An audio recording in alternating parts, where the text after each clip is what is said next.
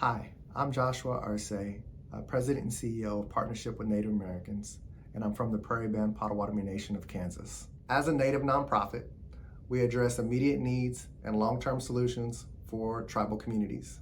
We do a lot of things well at PWNA, but what I'm most proud of is our ability to adapt to the unique needs of each tribal community.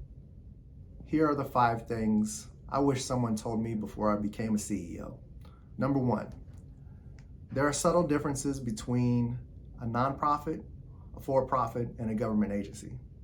The nonprofit sector has rules of what you can and can't do.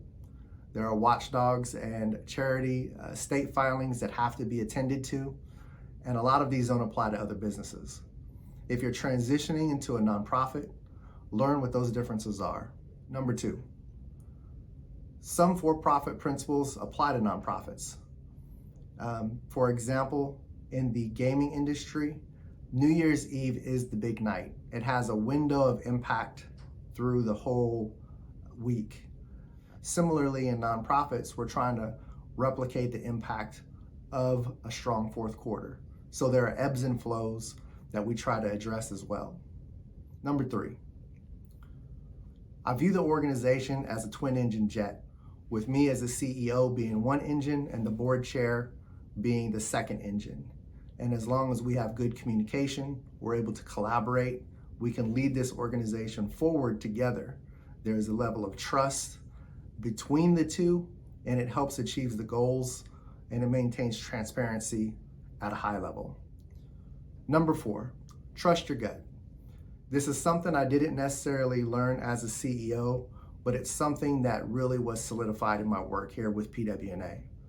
There are times when I had in my heart of hearts an idea of ways to do things, but due to different types of counsel and wanting to be flexible, you try a new method that doesn't always pan out.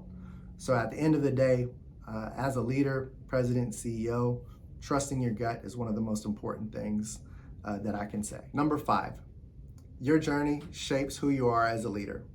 My journey as a Native leader looks vastly different than it does for many CEOs. I grew up in a single mother household where we relied on food stamps and public housing assistance. I didn't come from a legacy of wealth or generations of doctors and lawyers who could grandfather me into a profession.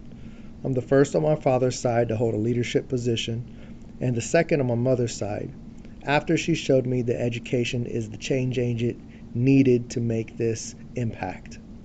My hope is that when people see me, they will see my authenticity and firsthand experience, a leader knowing what our community needs, a Native history not taught in schools, and an informed perspective that is rarely heard in corporate America. These are the types of lessons that I bring to the table, and a level of authenticity to the mission of the organization that I'm very proud of. Thanks for listening. To become more Native aware, please visit nativepartnership.org. Chimigwech.